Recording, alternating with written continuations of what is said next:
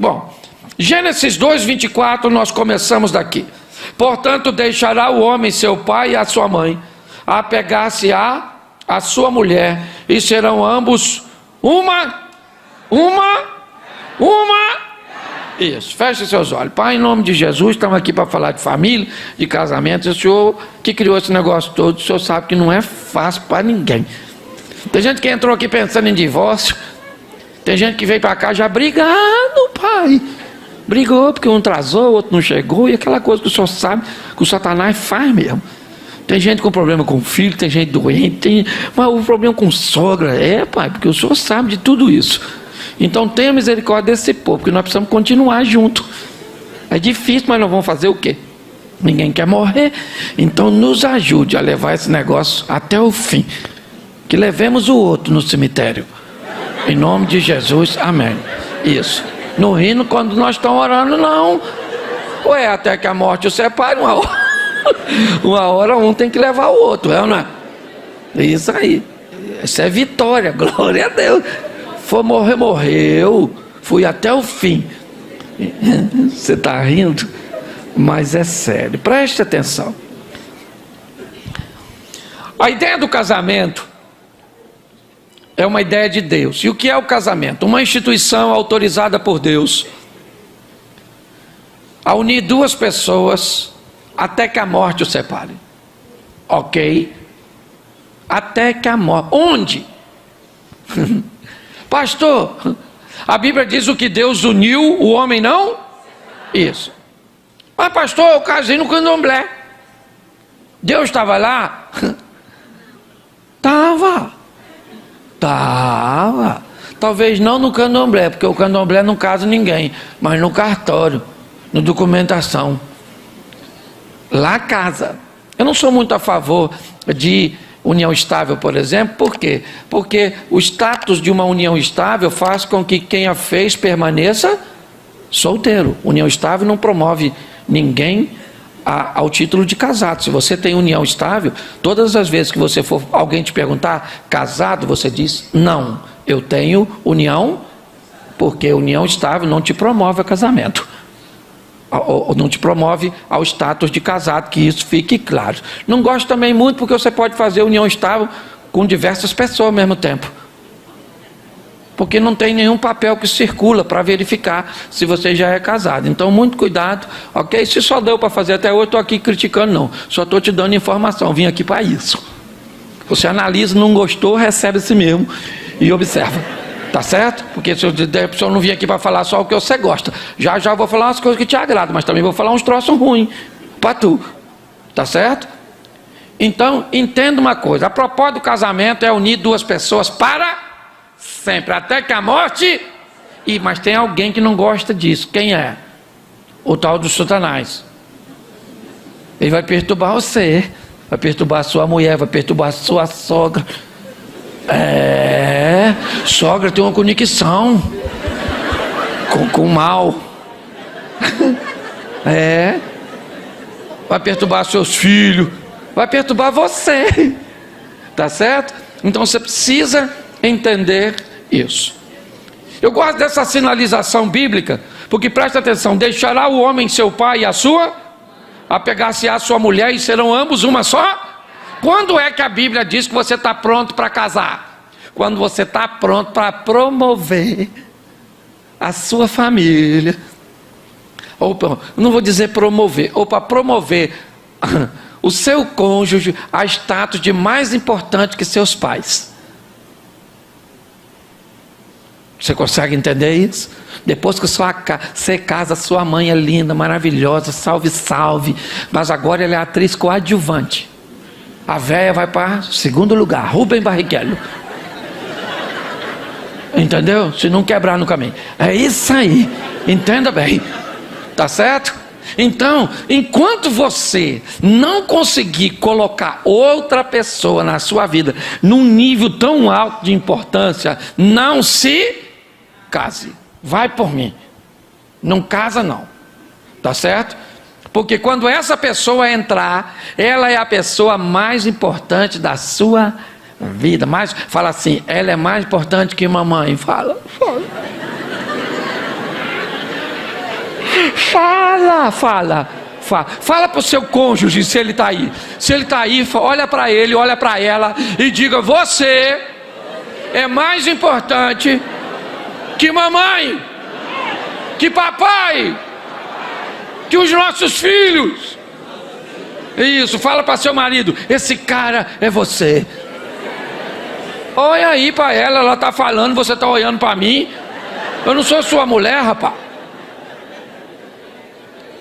Você está rindo, mas é sério. Enquanto você não entender isso, é melhor você não casar, tá certo? Só que o casamento é opcional. Você não é obrigado a casar, não, tá? Não quer casar, não casa. Tem gente que vem nesse mundo para carreira solo. Ah, mas eu não quero casar, não gosto de sexo, não quero uma pessoa me perturbando, quero minha liberdade, sair. Você tem direito de fazer isso, sim ou não? Claro que tem. Então é opcional.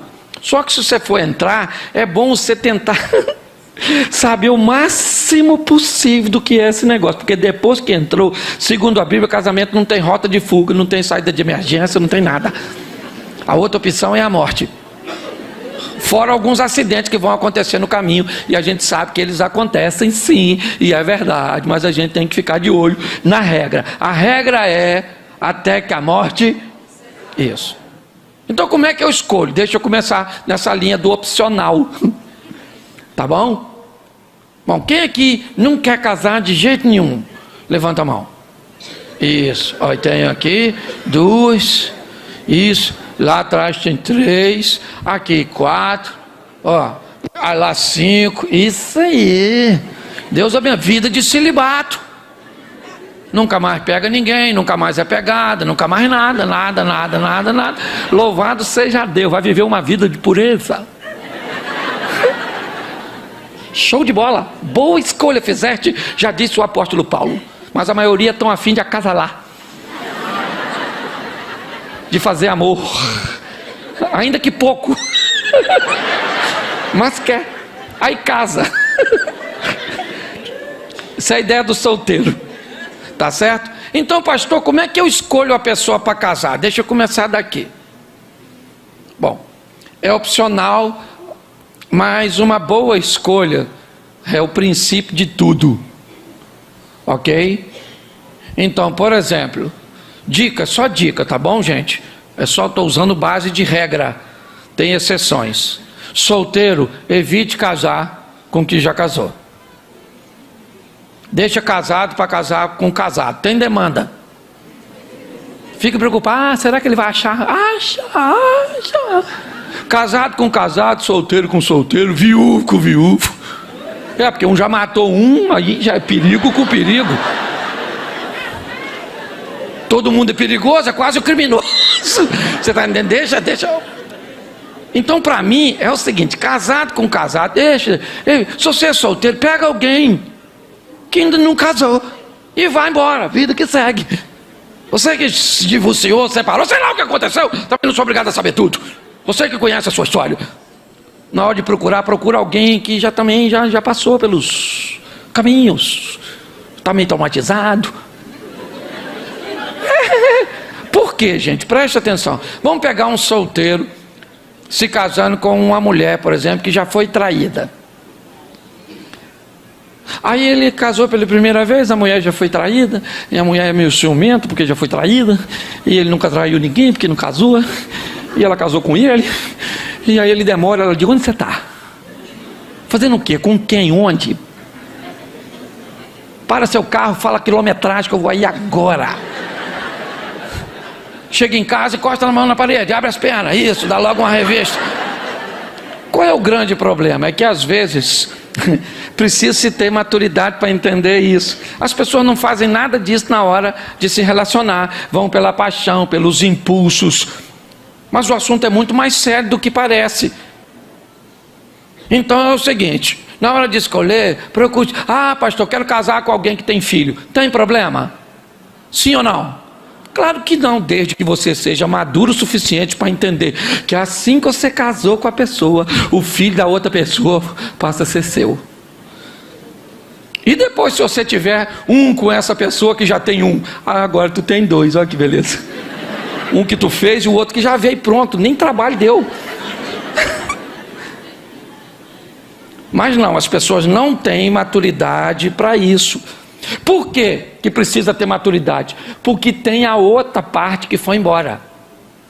O pai ou a mãe da criança, do menino, que vai aparecer de vez em quando numa festa de aniversário que tu pagou, maluco.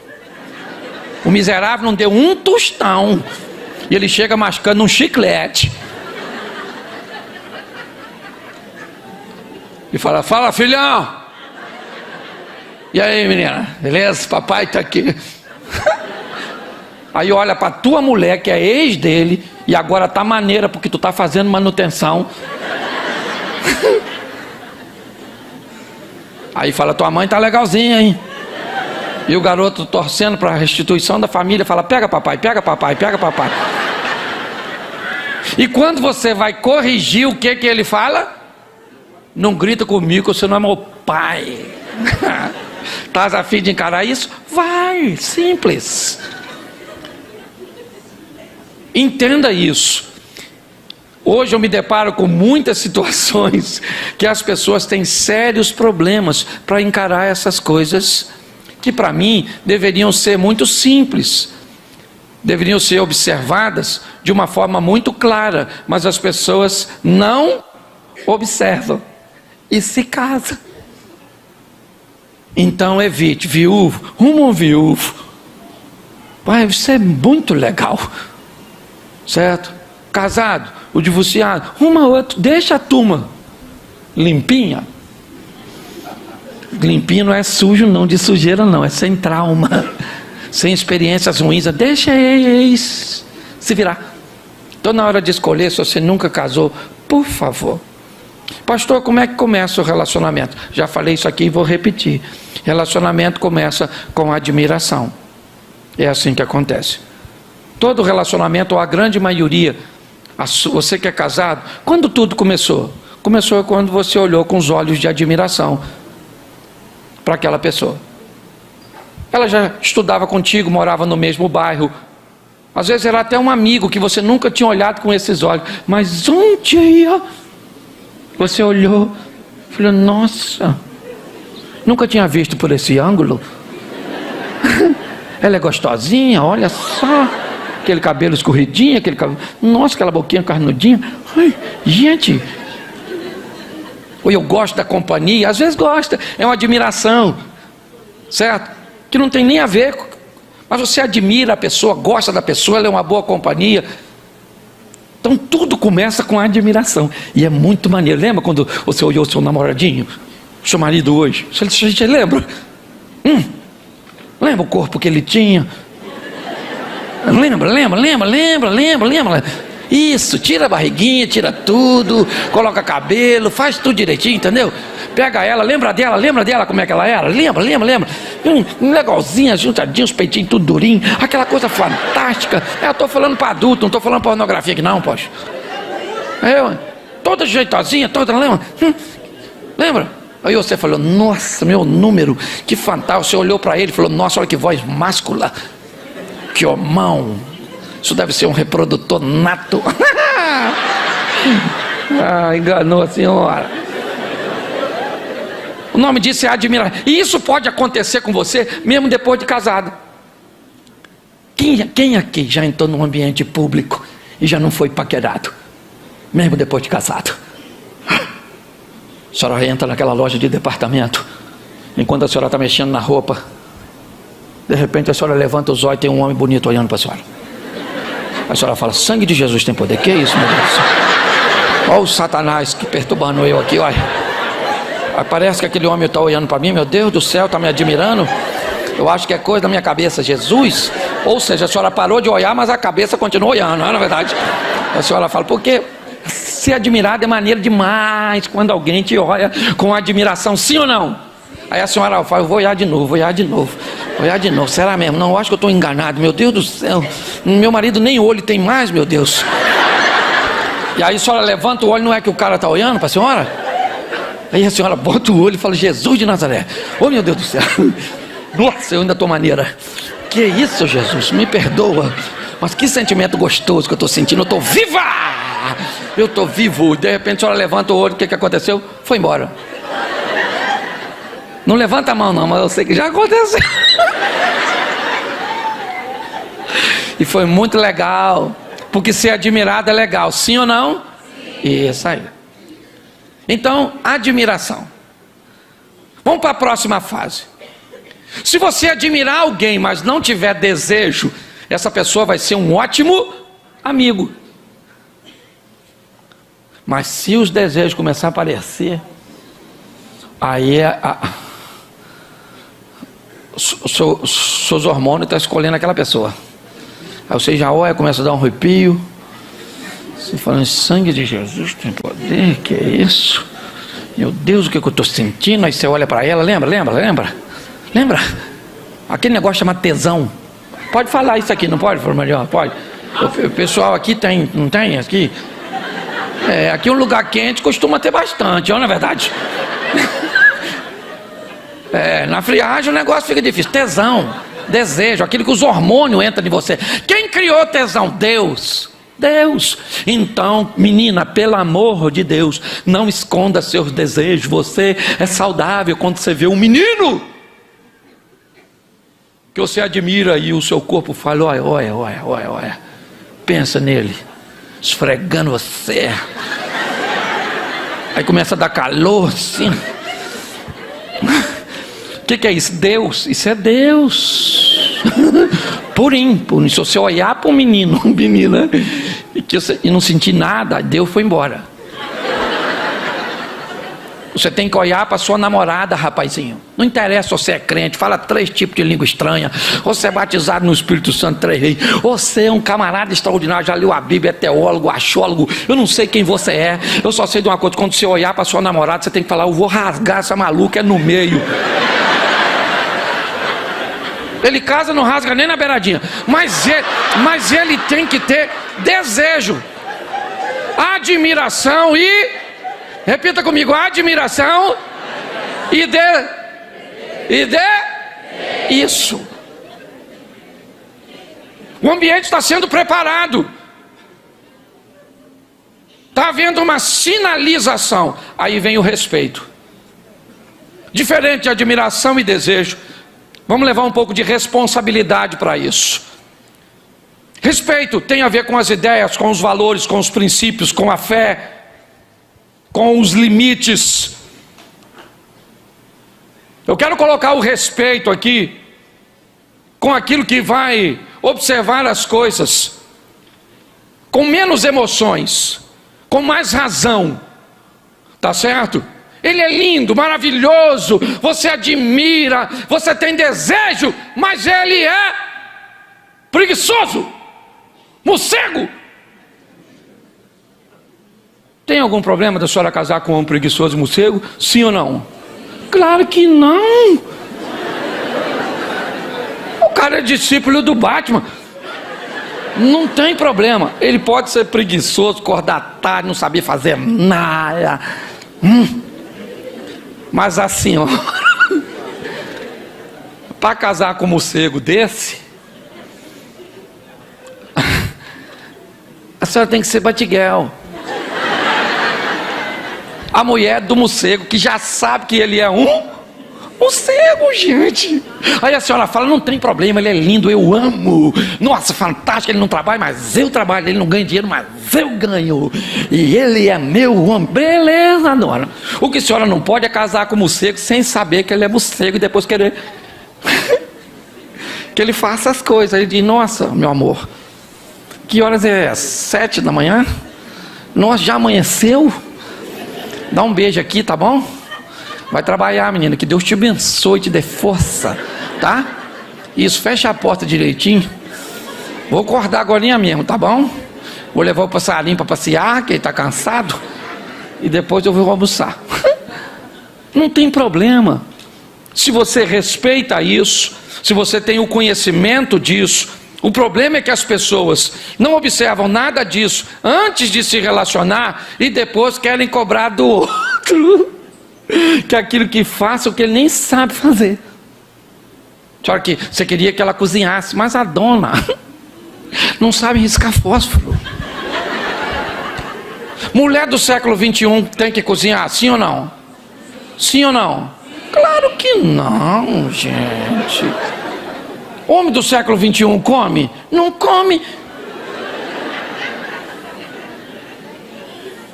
Mas você pode se casar com a mulher que não cozinha? Sim ou não? Desde que você já sabe que ela não cozinha. Agora, por favor, não case com a mulher que nunca cozinhou e pense que assim que você casar, ela vai cozinhar. Não vai cozinhar, querido. O que você tem? Ganhar dinheiro para contratar uma mulher que cozinha. Que aí você come a comida de uma mulher.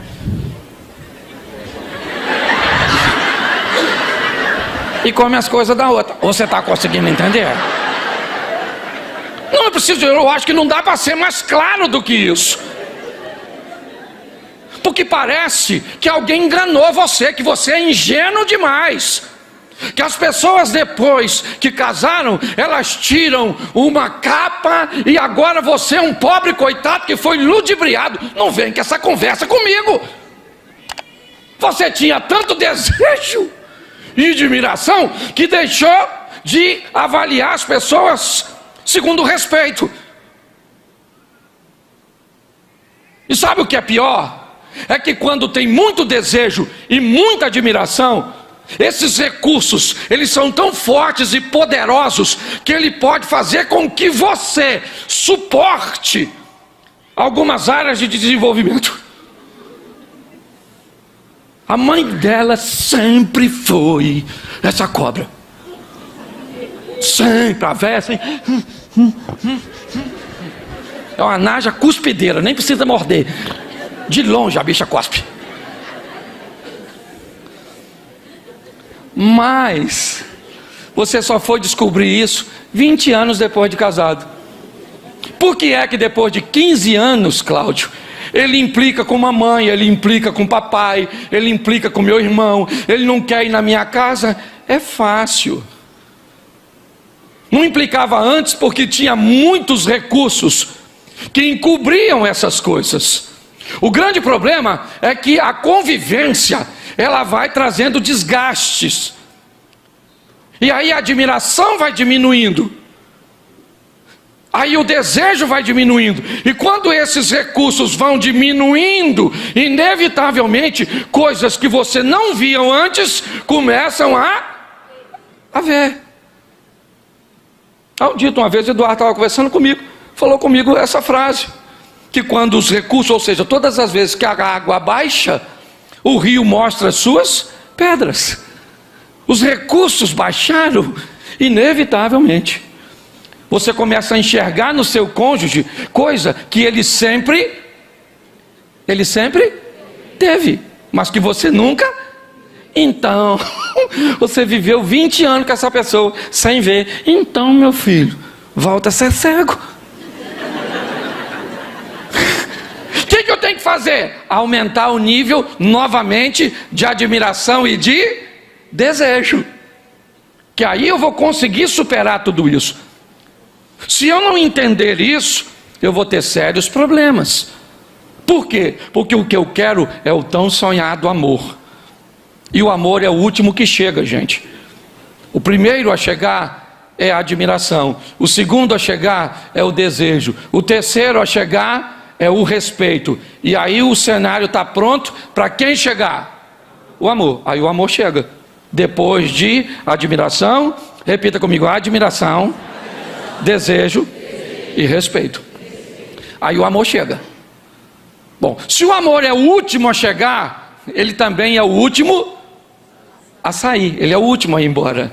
Então, provavelmente, a admiração, desejo e respeito vão partir, ou não, né, necessariamente todos eles.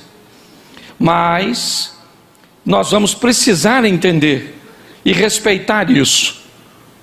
Às vezes, quem vai embora é o desejo. O casal não resgata o desejo, viraram amiguinho. Ah, que lindo.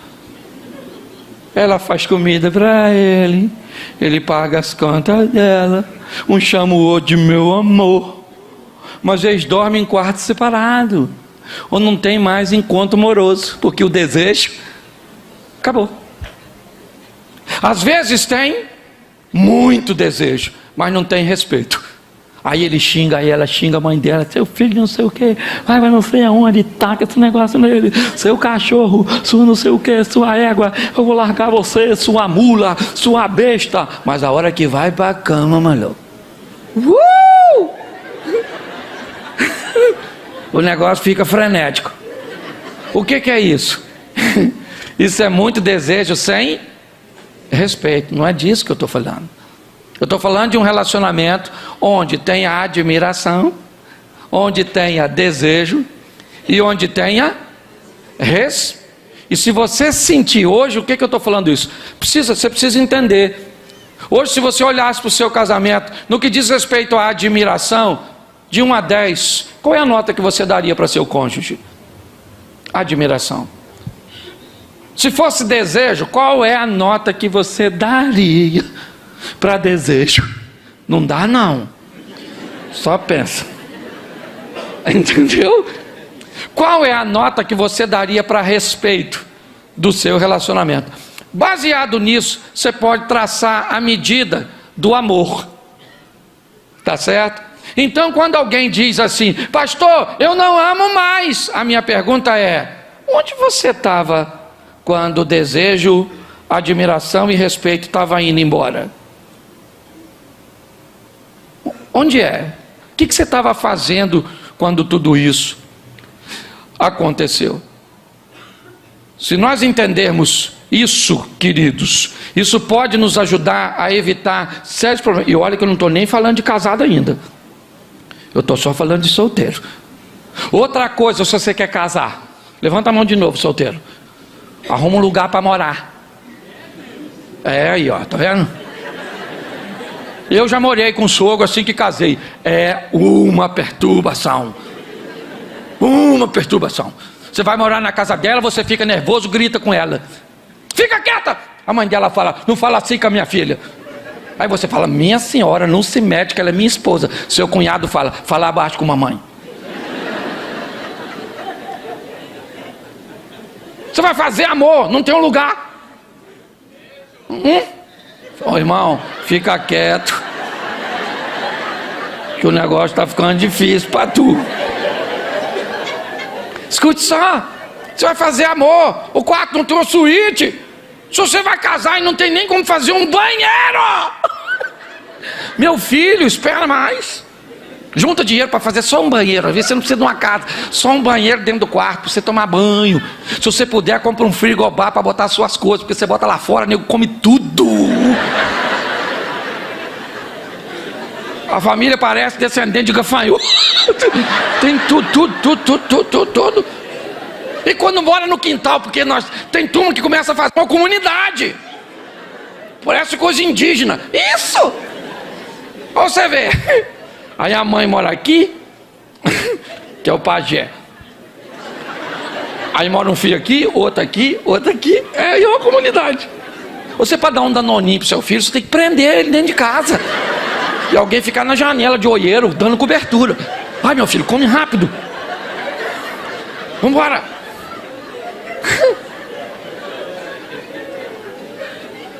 Vai fazer amor numa casa que não tem uma suíte e depois vai tomar banho. Sai do quarto igual bandido, parece que tu matou alguém.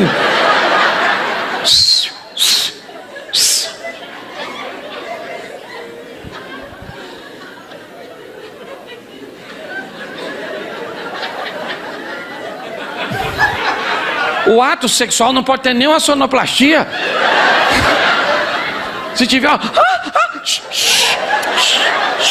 vai acordar a mamãe, vai acordar as crianças, vai acordar. Ou seja, você não está fazendo sexo, você está fazendo um crime, você é um criminoso. Ninguém pode saber de nada que você está fazendo.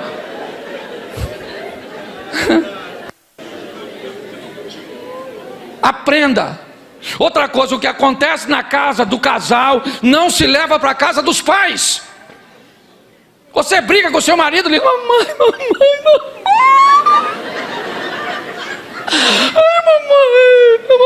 A sua mãe vai odiar seu marido. Você faz as pazes e a véia fica chateada com ele para sempre.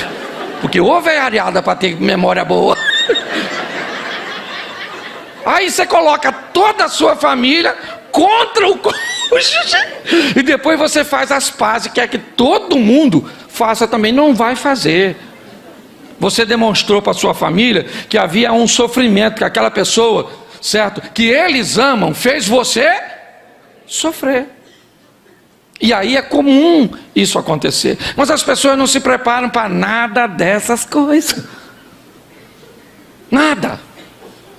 E aí casa. E agora que o negócio vai ficar difícil.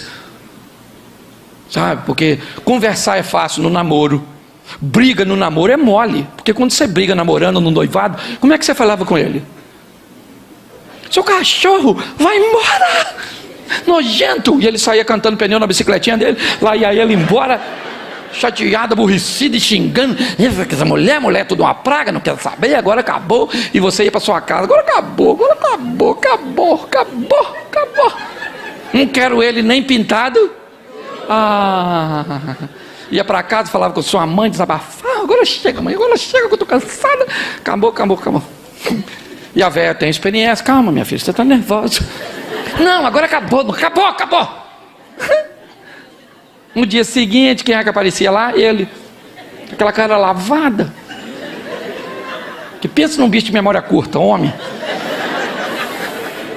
Eu não lembro quase de nada. Estou falando sério. O homem falou na rua, falou assim para a mulher: amor, eu vou ali no mercado. A mulher dele falou assim: querido, eu preciso que você traga para mim algumas coisas. Pega um papel e uma caneta. Ele falou assim: é muita coisa? Ela falou: não, pega o papel e uma caneta. Ele falou: não preciso. Pode falar.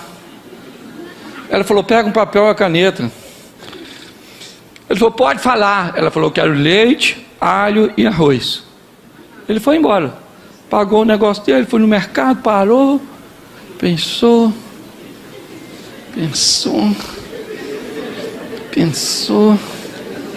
Aí o atendente veio: o senhor está procurando alguma coisa? Ele falou: não, rapaz, que minha mãe me pediu para me levar um negócio. Ele falou: o senhor não lembra de nada? Eu falei: lembro, papel e caneta. É a única coisa que eu consigo lembrar. Então o homem tem a memória muito curta. Aí o cara vai no dia seguinte. Aí ele chega, toca a campainha. Aí ela já estava esperando. Aí ela fala: lá, mãe, lá, aquele cachorro tem coragem de vir aqui. Fala que eu não estou. Aí vai a véia mentirosa.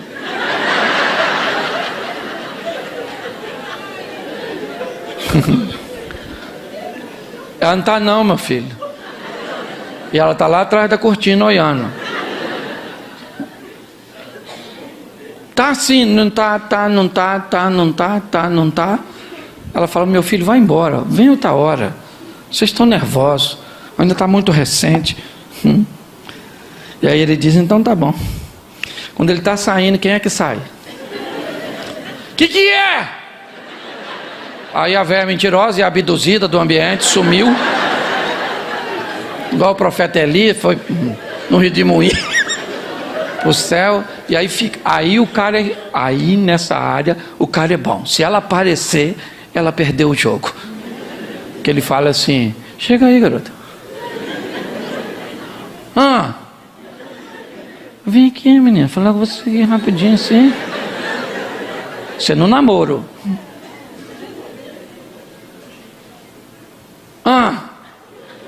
Vem aqui, garota. Só quero falar com você. Aí quando ela está numa distância que ele sente que já pode alcançá-la: me perdoa.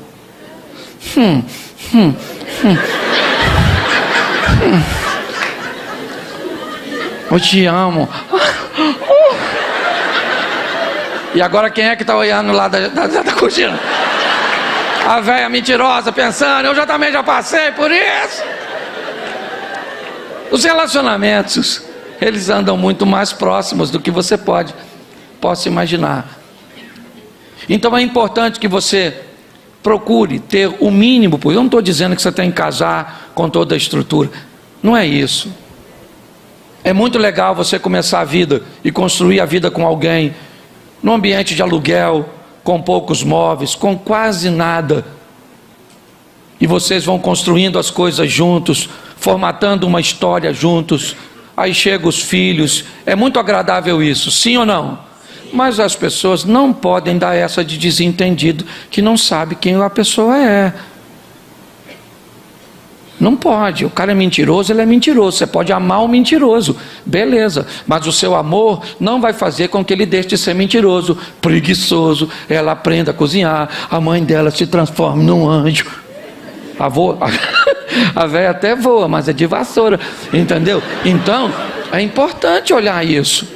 Só que as pessoas não fazem isso, tá certo? E antes o casamento era diferente.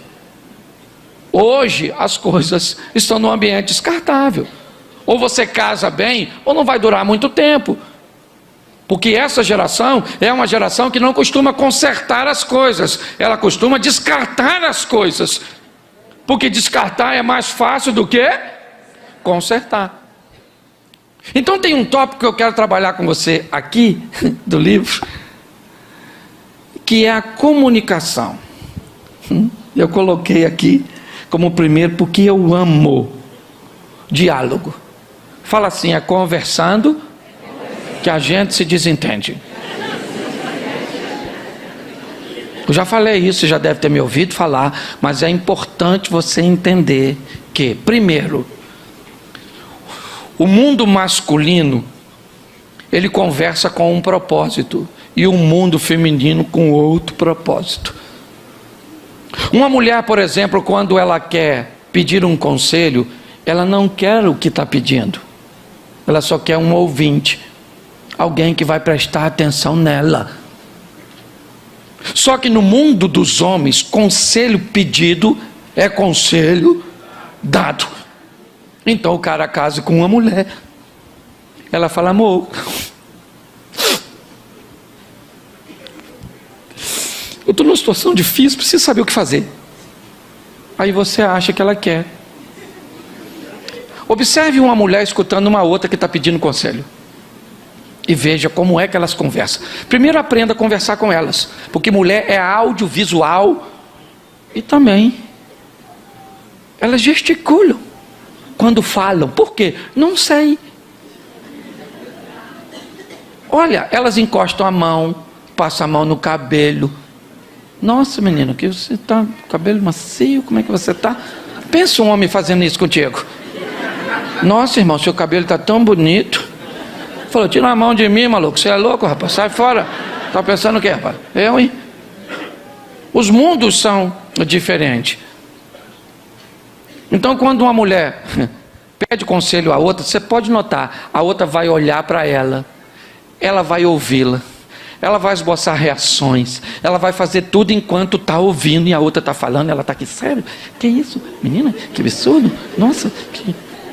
Mas assim que a outra terminar de falar, aqui escutou, diz assim, menino, olha, eu estou atrasado, tá bom? Foi um prazer encontrar com você. A outra fala, nossa menino, estou tão bem de ter conversado contigo. E aí ela vai embora sem nenhum conselho, porque mulher não quer conselho, ela quer tensão. Aí você pede um homem, você quer ver a coisa mais... Presta atenção, você para na frente de um cara para pedir um conselho, assim que você termina de falar, ele se despede de você, vira as costas e vai embora. Falou, maluco, tu é louco? E o meu conselho? Rapaz, nunca mais, isso não se preocupa comigo, infeliz. Aí quando o cara vai escutar a mulher dele, ela termina de falar, ele dá o conselho. Quando ele dá o conselho, ela fica ofendida. Aí ele acha um absurdo ela ficar ofendida com a intenção de ajudá-la que ele tinha. Ah, pelo amor de Deus. Preste atenção. Um homem pediu conselho, o outro escutou, avalia o que foi dito e diz, olha, eu acho que você está certo nisso, nisso, nisso, nisso, nisso e nisso. Isso aqui, cara, eu acho que você deveria fazer diferente. Eu, se fosse você, eu agiria de outra forma. O que o cara vai falar? Pô, cara, muito obrigado. Valeu. Eu não tinha visto por esse ângulo. Vou embora, vou pensar. Deixa a sua mulher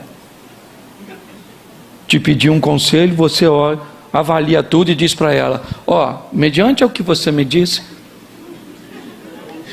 eu acho que você acertou nisso, nisso, nisso, nisso, nisso, nisso, nisso, nisso, nisso, nisso, nisso, nisso, nisso e nisso. Agora isso aqui eu faria diferente. Sabe o que ela vai falar para você? Por isso que eu não gosto de falar contigo.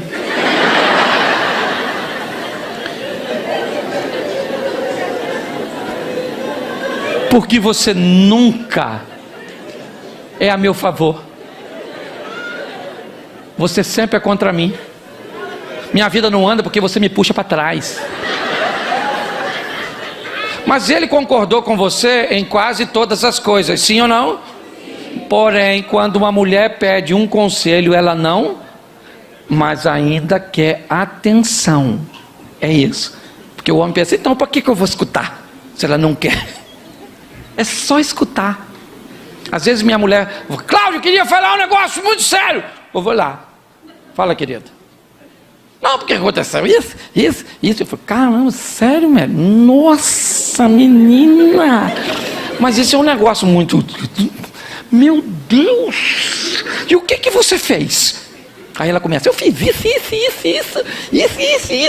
E eu falo: que isso, garoto? Mas que sabedoria. Eu não teria condições de resolver esse grande problema. O que você acha? Eu falei: eu acho que você está certo, é isso aí mesmo que você fez. Isso, para que eu vou dar conselho? Isso vai gerar confusão?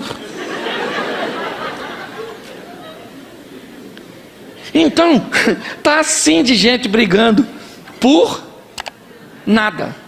Eu aprendi uma coisa: tem gente que só vai conversar também com porta aberta. Hoje a gente estava brincando com isso. Porta aberta, o que é isso, pastor? Conversar de porta aberta é aquela pessoa que quer ter sempre razão e quase sempre não tem. Mas na hora que você imprensa, ela foge. Das duas, uma. Ou ela diz: ó, vamos parar com essa conversa, não quero mais falar, porque acabou o argumento, ó. Ou então fica agressivo, começa a quebrar as coisas. Ou seja, como é que você se lida com um negócio desse?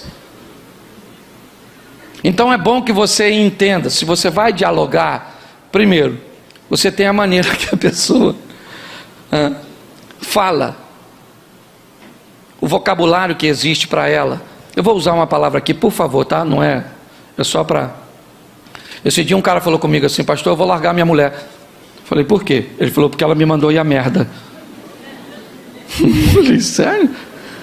Ele te mandou ir a merda? Eu pensei: uma falta de respeito, sim ou não? Mas a palavra merda para mim não é uma palavra para divórcio. É uma palavra para se corrigir, mas não para se divorciar. Você não concorda comigo? Mas ele falou: pastor, eu vou largar ela. Eu vou largar ela, pastor, porque se ela me mandar merda de novo, eu quebro ela no cacete, eu mato ela. E aí eu comecei a conversar com ele e descobri que a palavra merda na cultura dele é um troço absurdo, porque na casa dele nunca se falou isso.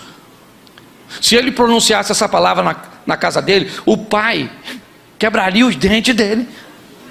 Entendeu? Ele nunca tinha visto a mãe discutir com o pai. Para ele, aquilo era um absurdo. E aí eu fui conversar com ela. Ela entrou assim para falar comigo. Viu aí, pastor? Falou que vai me largar. Sabe que eu mandei ele a merda. Palhaçada. Aí eu fui conversar com ela e entendi que a palavra merda para ela não era nada. Era muito comum na casa dela a palavra merda. Comida tá ruim, tá uma merda. Fiz isso, tá uma merda. Tudo era merda. Então ela merda, era o vocabulário dela. Aí entrou os dois depois. Ele falou: e aí, pastor? Eu falei: posso dar um conselho para você? Ele falou: claro, pastor. Eu falei: larga ela. Ele falou: o quê? Eu falei, você estava querendo? Foi só eu concordar que você desistiu? Larga ela. Ela falou, o que é isso, pastor? Eu falei, larga ela. Aí os dois já ficaram. Mas por que, pastor? Eu falei, porque ela vai mandar você a merda de novo. Você sabe por que ela vai mandar? Porque essa palavra para ela não significa o que significa para você. Você consegue entender que tem coisas que se você fizer com a sua mulher, se você falar com ela, pode ser altamente destrutivo. E para você, se fosse ela que disse, se fosse ela que fizesse, não teria efeito nenhum, porque é perfeitamente comum de onde você veio. Aí ele falou assim, que é isso, pastor? Eu falei, posso falar uma verdade para vocês? É o seguinte, ou você descobre que essa palavra não tem o poder destrutivo que tem para você na boca dela, não é isso que ela quer dizer, ou a senhora dá um pulinho lá na letra M do seu dicionário e risca. Isso, fica só no F com fezes. Isso.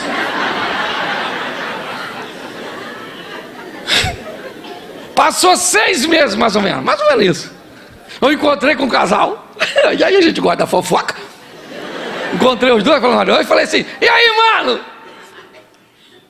Aí ela já riu. E ele falou, pastor. Nesse período ela já me mandou uma merda 3 vezes. Aí ela começou a sorrir e ele também. E ela disse assim, pastor, quando eu vi já tinha falado. Mas eu pedi desculpa a ele. Ele sabe que eu não estava querendo dizer isso. E bem que o senhor falou. Não era nada disso. Mas, Ou seja, você tem que entender que seu marido tem a cultura dele, o jeito desse camarada. E que muitas vezes isso vai se manifestar na comunicação. Eu gosto muito das minhas histórias e conto sempre elas. Eu moro a 1 quilômetro da minha igreja. E minha mulher disse que ia para o culto comigo. Olha o que é comunicação. Fomos para o culto acabou. Ela levantou, eu achei que tinha ido para o gabinete. Terminei, fui para o saguão, alguém me perguntou, cadê a pastora? Eu falei, eu acho que ela está no gabinete. Alguém veio e falou assim, ela foi embora. Eu falei, foi não? Pensei comigo, né? Foi não, ela veio comigo. Como é que foi embora? Ela foi embora aí. Eu falei, não, só comigo. Não foi não. Tem um protocolo com quem sai junto. Avisar. Rapaz, não tinha ido. Rapaz, mas eu fui para casa, mas eu fui, que se o diabo aparecesse, ele não entrava em mim, era eu que entrava nele. Eu tava uma fiera, falava, mas eu fiquei doido. Cheguei em casa, subi as escadas, ela estava deitadinha assistindo televisão, com a mão assim, ó, era só matar.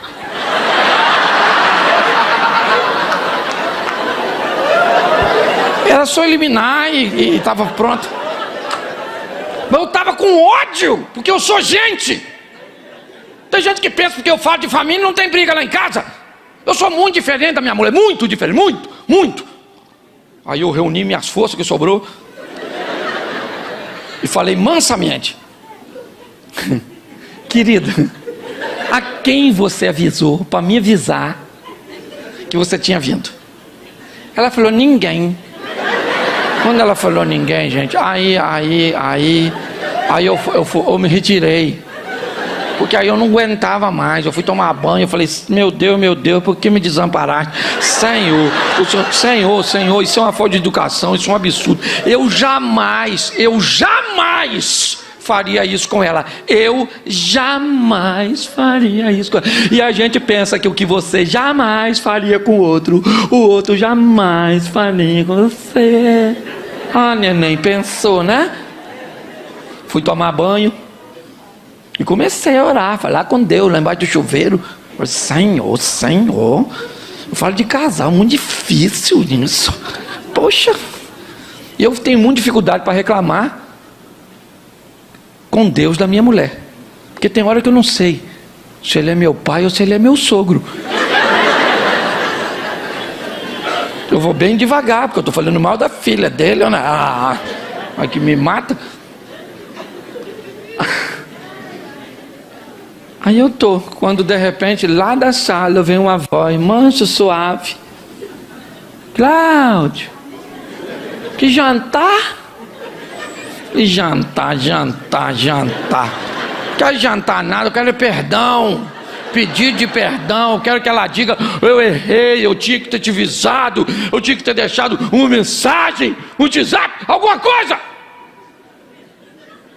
E nessa hora Deus falou comigo: meu filho, ó, falei para você, minha filha é assim, quando faz besteira não sabe pedir perdão, não prendeu na cara dela. Então quando faz besteira, ela fica boazinha demais logo depois, querendo agradar em tudo. E essa é a maneira que ela tem de pedir perdão. Falei: quando eu erro, eu falo: errei. Agora e fazer assim comigo, desse jeito assim. Aí Deus falou nitidamente comigo: ou é isso ou é nada. Aí eu falei: não, então é isso aí mesmo, né? Se é o que tem, né? É o que tem, né? Não, nem todo mundo perfeito. Aí, escute só. Ela perguntou de novo, porque está tudo acontecendo lá no banheiro, entre eu e o Eterno. E aí ela falou de novo: Cláudio, quer jantar? Aí eu já saí, estava enxugando. Falei: quero, filho. Passa um bifinho para mim. Queria um arroz fresquinho. Frita uma batatinha. Queria uma saladinha também. Eu queria um suco e uma sobremesinha. E pensei comigo: eu estou muito ofendido. Porque nem sempre as pessoas vão corresponder ao seu modelo. Às vezes o seu marido, apesar de te amar, apesar de ser o homem certo para você, ele é muito diferente de você. Você consegue entender isso? E aí as pessoas têm dificuldade de comunicação, têm dificuldade de falar, de entender o peso que aquilo tem.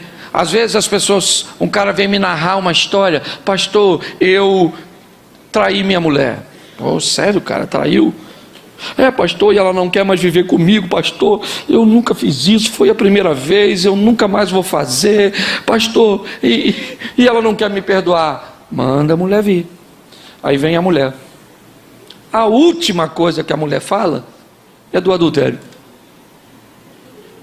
A última coisa, ela diz: pastor, ele criou uma rede de intriga, de mentiras, e disso e daquilo, e me enganou fazendo isso. Eu acredito que ele não vai fazer mais.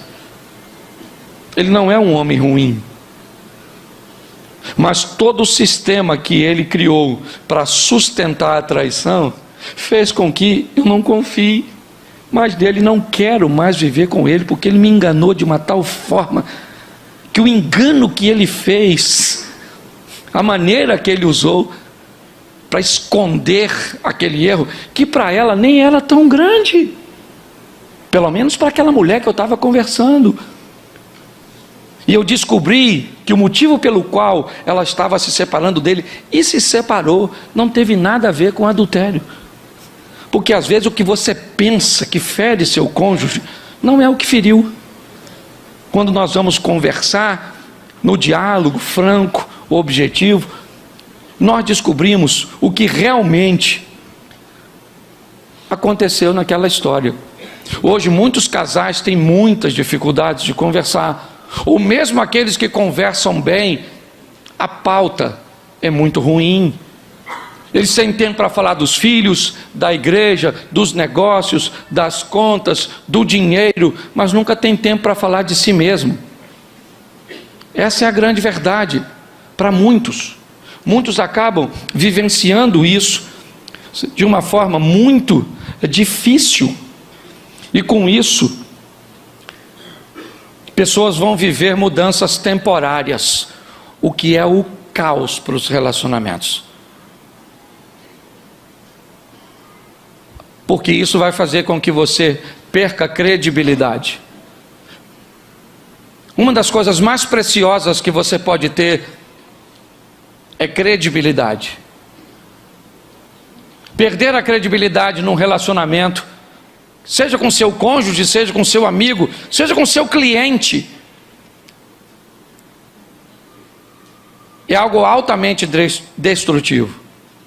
Você precisa entender que muitas pessoas sofrem mudanças temporárias, sente que está perdendo, que algo está acontecendo, ou que pode acontecer, então para de beber, para de fumar, para de sair, sai de todos os grupos de WhatsApp, diminui aquilo que está incomodando. E o que essa pessoa faz?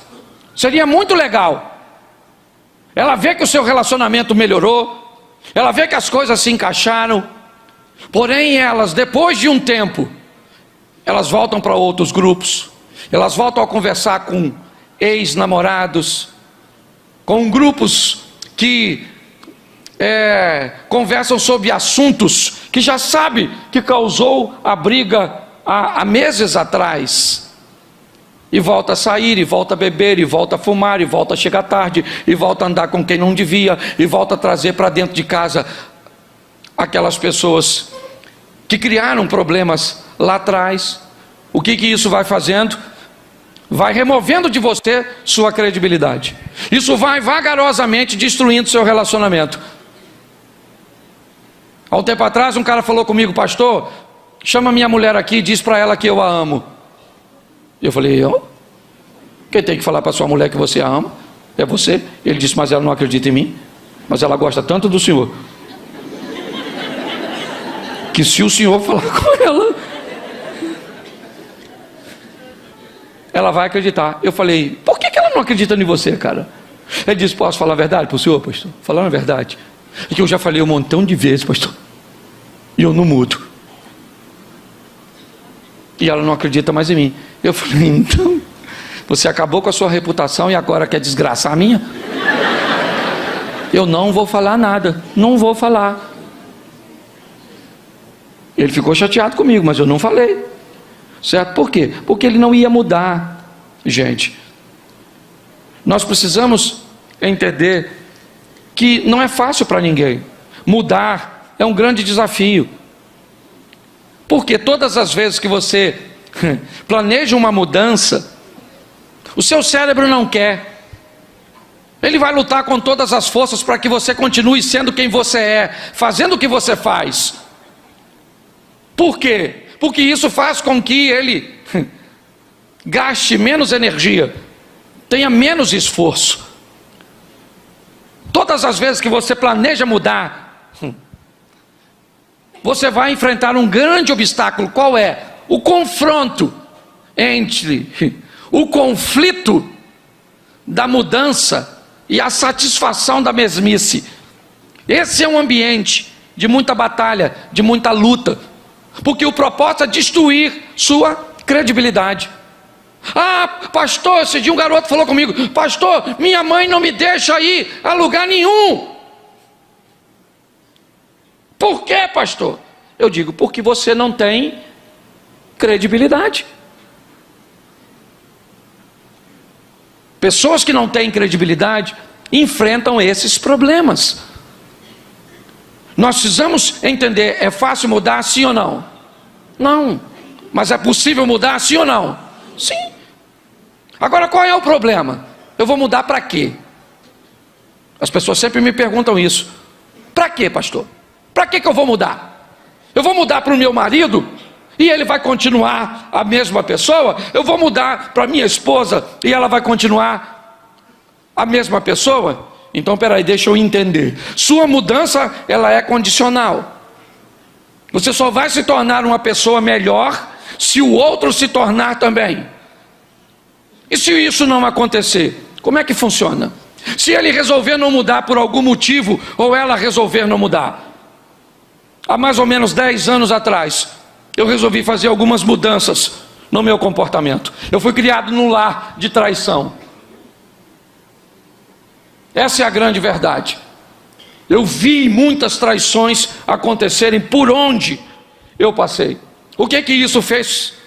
Que eu me tornasse um ciumento em níveis. Pra você ter noção, uma vez minha mulher entrou num banheiro de uma festa e ela estava demorando dentro do banheiro e a minha cabeça falou: ela está com outro homem lá dentro. Eu, para não passar o ridículo, o que que eu fiz? Eu fui para a porta do banheiro, como quem diz. Quando ela saiu, eu digo que eu estou com vontade de entrar e ela não vai desconfiar. Assim que ela abriu a porta, ela até levou um susto. O que foi, Cláudio? Eu falei: não, menino, estou com vontade de entrar no banheiro. De ir no banheiro, não é nada. Ela saiu, eu entrei, menino, não tinha ninguém. Mas a minha cabeça me disse assim: o cara fugiu pelo basculhante. Era só para você ter noção de quão doente eu era. Olha só, isso quase destruiu meu casamento. Quase.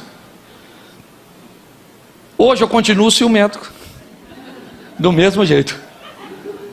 Mas fique tranquilo que nunca mais causei problema para ela. Eu ia numa festa, por exemplo, tinha um homem bonito, irmão, e eu ficava doido. Se o homem estava ali, eu virava minha mulher para cá. Se o cara estava lá, eu virava minha mulher para cá. Aí eu comecei a fingir que estava passando mal. Olha só: nossa, eu não estou bem. Aí ela falava assim: então vai para casa, Cláudio. Não, eu melhorei assim, eu estou melhor, eu melhorei. Eu fiquei dissimulado. Até que eu li um livrinho pequenininho de um cara que dizia que o ciumento, na verdade, ele não acreditava nele mesmo. Aí é que eu fiquei louco. Mas eu continuei lendo o livro. Aí eu ia na festa, e quando eu estava no ápice do ciúme, que eu ia arrumar uma briga, eu saía de perto dela, falou: vou resolver um negócio ali. Eu ia e falava: meu Deus, meu Deus, meu Deus, meu Deus, meu Deus, meu Deus, Senhor, me ajuda a lidar com esse negócio. Eu vou acabar com o meu casamento. A mulher nunca me deu motivo para dizer: Senhor, tem misericórdia da minha vida. Foi indo. Hoje eu ainda sou ciumento, e ela sabe, Cláudio, só que hoje eu estou muito melhor. Eu controlo eu, não ela. Entendeu? Por quê? Porque de onde nós viemos, inevitavelmente, nós vamos ter que lidar com os resíduos deixados. Se nós não tivermos entendimento, quem é essa pessoa? Essa pessoa tem um passado. Esses dias eu preguei sobre isso na igreja. Seu marido tem um passado, você sabia disso? Sua mulher tem um passado. E boa parte desse passado, tu sabia que tu não conhece? E tu sabia que não se meta nesse passado? Porque tem muita coisa nele que é melhor que fique nele. E louvado seja Deus. Só que as pessoas, elas não olham para isso. Então seus relacionamentos vão se deteriorando. Por quê? Preste atenção. Algumas coisas que eu quero falar com você. Se você vai se casar, você vai ter que deixar de ser um individualista. Você vai ter que aprender a compartilhar. Preste atenção. Sua individualidade é extremamente importante. Amém? Amém? Isso. Você se considera importante? Sim ou não? Então conserve sua individualidade. Isso. Você não pode ser um individualista. O que é um individualista? Um individualista é aquele indivíduo que quer que tudo seja feito segundo o jeito dele, na hora que ele e do jeito que ele. Não se vive com esse tipo de gente. Isso é um chato. Só vou comer se for no meu restaurante. Só vou se for lá. Ah, é? E se for em outro lugar, você não vai? Então não vou. Se for para viajar, é toda vez para aquele canto. Se for comer, tem que ser sempre segundo. Isso é chato. Agora também tem o outro que abriu mão da individualidade dele toda. Ele não resolve mais nada. Tudo é os outros que resolvem. Onde vamos comer? Vê você. Vamos fazer o quê? Vê aí você. Mas que hora nós vamos sair? Você que sabe. Vamos viajar para onde? Você decide. O que você está dizendo? Eu não sou nada, nem ninguém. Daqui uns dias ninguém te pergunta mais nada. Você tem que cultivar sua individualidade. Não sempre. Fazer um revezamento. E pior, isso é coisa de gente que a mãe e que o pai não deixava resolver nada. Aí cresce. E pior, eles não decidem e fica com raiva de quem decide. Você quer ver? Você fala para sua mulher assim: vamos sair para comer um negócio? Ela fala: vamos. Aí você: eu estou dizendo mulher, mas você faz com aquele tal, certo? Com o que foi manipulado. Você quer comer o quê? Havia aí. Você escolhe. Aí você está acostumado a decidir. Ah, então tá bom, vamos comer uma pizza. Mas pizza? Ah, pizza não, pô. Aí o outro decidido: beleza, então escolhe você. Não, escolhe você, poxa. Ah, então tá legal. Vamos fazer o seguinte: vamos comer um churrasco? Essa hora? Você não tem criatividade, não? Pensa assim numa coisa boa. Faz o seguinte, querido. Escolhe você. Não. Vê aí o que você quer. Eu quero não comer nada. Eu perdi a vontade de comer, de sair, de viver. Eu perdi vontade de tudo, porque você não resolve, nem me deixa resolver. Você está rindo? Mas é uma grande verdade que a maioria das pessoas não conseguem entender. E isso vai fazendo com que os relacionamentos vão se desgastar. Isso. É desse jeito. Então você tem sua individualidade. Eu já falei isso aqui uma vez. Lute por ela. É uma das coisas mais preciosas que você tem. Pare de dar o seu direito de escolha o tempo inteiro para outra pessoa. Pare de querer que a sua escolha seja a única que prevaleça sempre.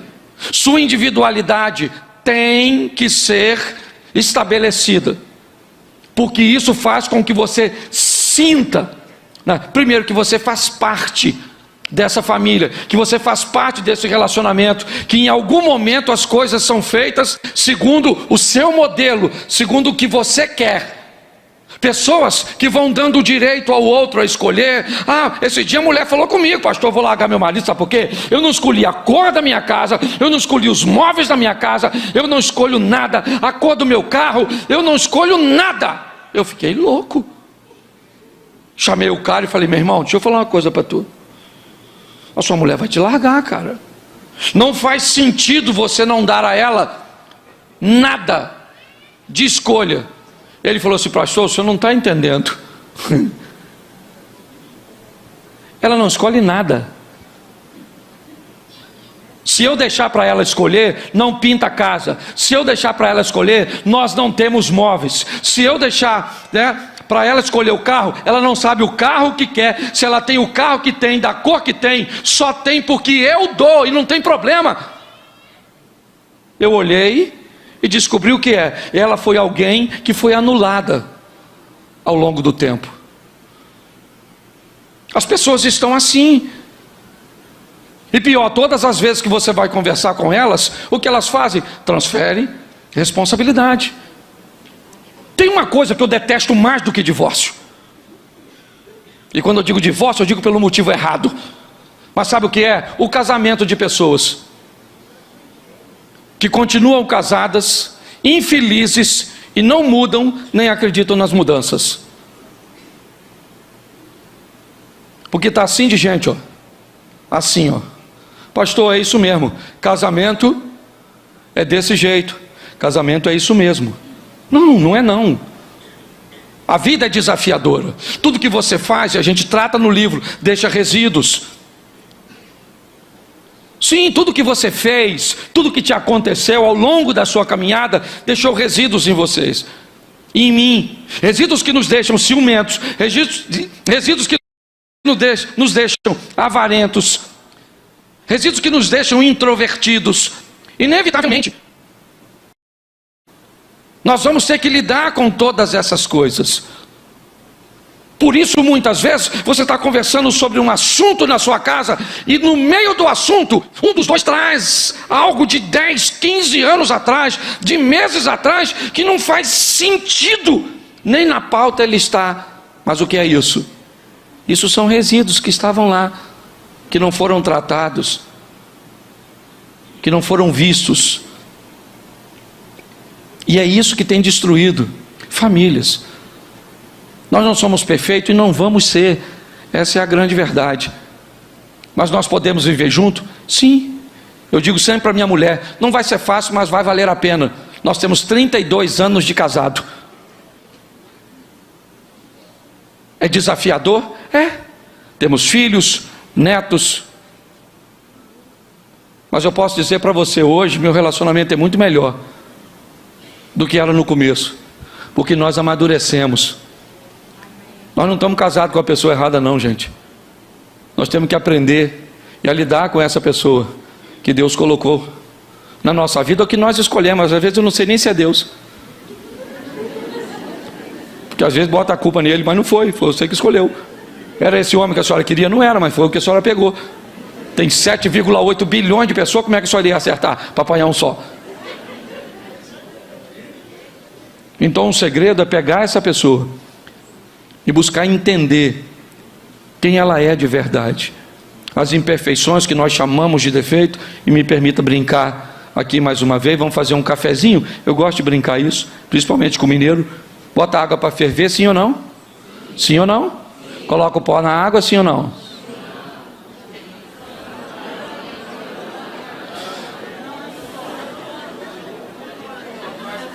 Vamos tentar de novo. Vamos fazer um café, sim ou não? Sim. Vamos botar água para ferver? Sim. Vamos botar o açúcar na água? Sim.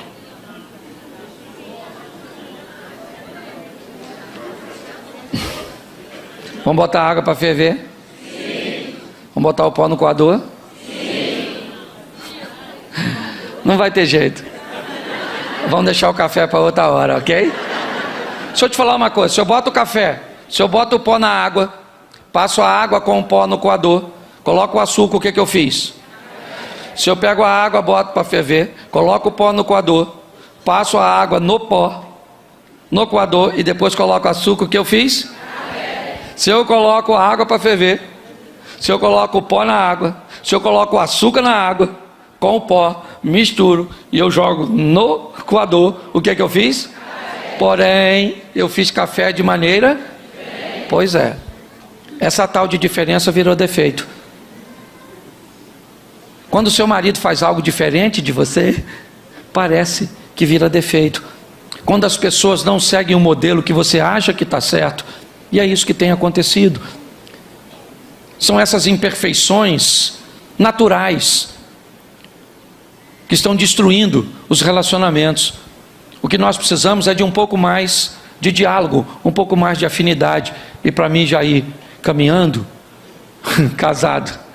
Deixa eu falar uma coisa para você que vai parecer absurda o que eu vou falar, ok? Mas eu tenho estatísticas e provas de que isso é verdade. Levei muito tempo para falar. Casado, muito do que o seu casamento vai representar a nível de satisfação e intimidade tem a ver com uma das coisas mais poderosas que o casal tem. Sabe o que é? Beijo.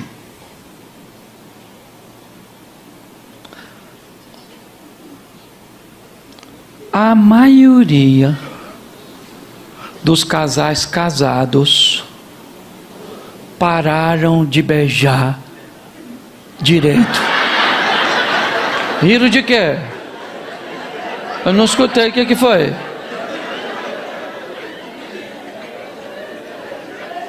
Hã? Alguém falou alguma coisa? Foi? Tá. Beijo. Beijo. É horroroso o beijo dos casados. Lá onde eu moro, parece que estão tocando animal.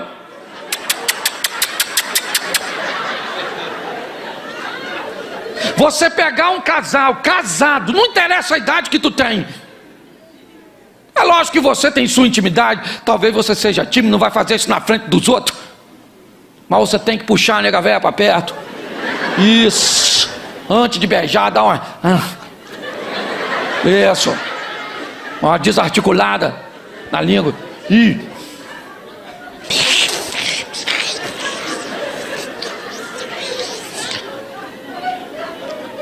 Aí, em nome de Jesus Cristo Nazareno, o Deus Todo-Poderoso que está nesse lugar, na presença do Espírito Santo, quem são os casais que ainda hoje, pelo menos umas 2 ou 3 vezes na semana, sapeca aquele beijo de 15, 20 segundos? Levanta essa mão sagrada sua. Isso é uma vergonha. Menos de 1%. Olha aqui para mim. Hã? Diminuir a quantidade? É que com a idade vai acabando o fôlego. 15 segundos você já termina. Já infartou. Beijo, gente, beijo. Parece palhaçada, não parece? Começa a beijar a sua mulher diferente. Sai daqui hoje, fala, maluca. Esse pastor é doido, essa praga desse pastor. Mas beijo eu ainda consigo fazer. O beijo eu vou nos 15 segundos. Tem outra coisa que não consigo tanto tempo. Pega. Toma aquele banho, dá aquela... Isso. Fala, maluco, vem aqui. Isso. Aí você puxa a presa, perninha no meio das pernas dela, puxa, firma e pega e beija. Eu tô falando sério, não tô brincando não. Ah, pastor, mas nós não sabemos mais, bate os dentes. É sério. Se você soubesse o quanto o beijo, porque quando é namorado não precisa nem pedir. Se tiver namorada que eu pedir para beijar, vai pro canto ali, prensa a bicha. E hoje já não imprensa muito não, porque os meninos de hoje são ruins. Na nossa época na nossa época o bagulho era doido, olha lá. Se você deixasse, você beijava a cabrita. Não vai beijar a namorada, rapaz? Você é doido? Você tá rindo? Mas o assunto é sério. Tá certo? É isso aí. Ô, gente, eu queria que você saísse daqui hoje. Você veio aqui, obviamente, se você me conhece, para você se divertir um pouquinho. É verdade. Mas muito mais do que isso. É para você entender que todo mundo está no mesmo barco. Isso aqui é quase uma terapia de grupo. Posso perguntar? Eu vou perguntar. Eu estou com vontade de fazer fofoca hoje. Presta atenção, eu vou fazer uma pesquisa de campo. Por favor, me ajude. Só para você ajudar os outros. Eu já perguntei do beijo. Você viu a vergonha que foi? Menos de 1% levantou a mão. E boa parte deles ainda estava mentindo.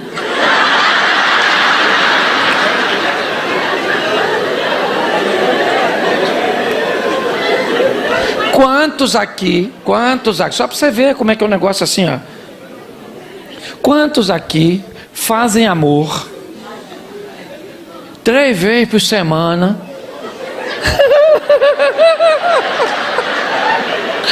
Ô Jesus, tem misericórdia desse povo, Senhor. Eu sei que eu estou quase colocando eles no inferno, né? de tanta mentira, mas vamos aqui. Vai, porque Deus está falando. Quantos aqui, casados, obviamente, ok? Fazem amor 3 vezes por semana, levanta a mão. Legal, Deus abençoe, lugar quente. É isso aí. Não estou levantando a mão, mas eu não estou não, tá bom? Então só estou levantando, só para cumprimentar você. Eu estou levantando a mão, mas eu não estou nesse negócio mais não. Tá certo? É só para cumprimentar vocês, que eu não estou mentindo. Deus sabe. Tá certo? Quantos aqui 2 vezes por semana, levanta a mão? Escute. Tu viu quantos levantou de 3? Eu não vou baixar mais para não humilhar. Eu vou aumentar para ver se vai. Que a resposta eu já tive. Quantos aqui fazem 4 vezes por semana ou mais? Levanta a mão. Show de bola. Isso. Louvado seja Deus. Deus ajuda. Ai, se tu tem uma mulher que faz amor contigo 4 vezes por semana, você não tem uma mulher, tu tem um anjo dentro de casa. Monta um altar. Tá certo? É lógico que muita gente não respondeu por timidez, e eu entendo perfeitamente disso. Mas eu só quero te mostrar, certo? Que no conceito de família, nós não estamos muito longe de ninguém. É difícil bater um papo sadio, legal, sem um conflito, sim ou não?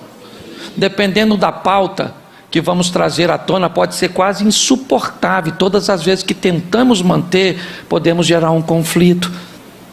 O desgaste dos afazeres do dia a dia, todo o estresse e os desencontros, quer familiar e outras coisas, nos expõe à separação, onde diminuímos muito a nossa intimidade. Eu não estou querendo expor ninguém ao ridículo, eu só estou querendo mostrar que essa é a realidade da sociedade. Mas muitas vezes, principalmente os introvertidos, aqueles que têm muita dificuldade de estabelecer uma linha de comunicação, pensam, isso só acontece comigo. Não, querido. Não é só seu filho que dá problema, não é só seu casamento que tem crise, não é só a sua situação financeira que muitas vezes enfrenta uma crise. O que eu aprendi, e tive que aprender com a Bíblia, porque não aprendi com meu pai, que teve diversos relacionamentos, é manter uma linha, onde eu e minha esposa, porque funciona mais ou menos assim, lá em casa é mesa para planejamento, sofá para diálogo, altar para oração e cama para celebração. Cama não se resolve problema, para com essa palhaçada. Cama não é lugar de resolver problema. Cama é lugar de celebrar problema que foi resolvido. Onde? No planejamento da mesa, na intimidade, no diálogo do sofá, ou nos joelhos, no altar. Eu não sei que tipo de problema você traz consigo, e talvez nem traga hoje, mas certamente o enfrentará amanhã. Se você observar depois o livro que você tem à mão, falando daquilo que lhe era opcional, e você consciente ou inconscientemente acabou entrando, mostrando a você a força do diálogo, da credibilidade, falando de gravidez, de filhos, de resíduos e de tantas outras coisas. Não pegue esse livro e guarde, não, dê uma olhada nele, porque no final de cada capítulo você pode responder um questionário, fazer um exercício. Por isso que muitas vezes nós recomendamos que seja um livro para cada um, e que eles leiam separadamente e que possam responder para depois cruzarem informações. A minha proposta é melhorar o casamento das pessoas, é fazer com que você entenda que o seu cônjuge é uma bênção. Queria que você ficasse de pés agora. Segure na mão da sua adversária, se você está aí com ela. Se você está... Ah, não, eu vou fazer. Eu vou pedir o beijo. Ah, fique de frente, assim. Ou só o casal, assim. Eu sei que o seu marido... Bota a música de beijo aí, irmão. É música de beijo. Fique de frente, assim. Fique de frente para sua esposa. Dá para apagar a luz um pouquinho? Não, nem a minha não vou beijar. A minha pode deixar. Ah, agora sim. Isso. Não tô nem vendo. Não beija agora não, nem assim não. O cara ali já tava falando, eu vou te pegar. E, ó, música de beijo. Esse é um beijo perigoso, irmão, diminui. Abrace seu cônjuge agora. Eu quero orar por você. Eu vou orar também por você que seu cônjuge não está presente. Pai, em nome de Jesus, eu quero te entregar a cada lar aqui representado, a cada família, a cada casal, cada um trazendo consigo em sua individualidade sua história, suas adversidades, suas virtudes, porém também as áreas cujas quais eles precisam se desenvolver. Quero declarar que eles são casados para sempre. Nós não podemos mudar o passado de ninguém, Senhor, mas nós podemos influenciar o futuro. E nós queremos nessa noite declarar a falência do divórcio sobre esses relacionamentos. Queremos repreender o adultério da vida desses casais. Queremos celebrar a intimidade dos casais, o resgate do beijo, da intimidade, do diálogo, da compreensão, do respeito. Que o olhar dos nossos filhos para o nosso casamento seja um olhar de admiração, seja uma ótica de quem deseja viver o que nós estamos vivendo. Abençoa, ó Deus, os teus filhos que planejam entrar num relacionamento, que estão em busca de um relacionamento sadio, sério, salutar. Pelo poder do nome de Jesus, ó Deus, traz perdão, traz arrependimento nesta noite. Que o marido possa ir para casa dizendo para a esposa: olha, eu não sei nem pedir perdão, eu não aprendi, como disse o pastor, mas mesmo do meu jeito, eu queria dizer: me perdoa, eu te amo, eu errei, eu não deveria ter feito, ou eu deveria ter te apoiado e não apoiei. Pai, em nome de Jesus, que essa não seja mais uma noite, mas que seja uma noite de milagres para essas famílias e para esses casais. Te damos graças por tudo, ó Deus.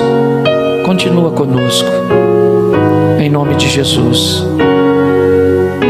Agora, você que está com a sua esposa, eu vou te dar, espera um minutinho, 15 segundinhos para beijar. Vai lá agora, dá um beijo na sua esposa.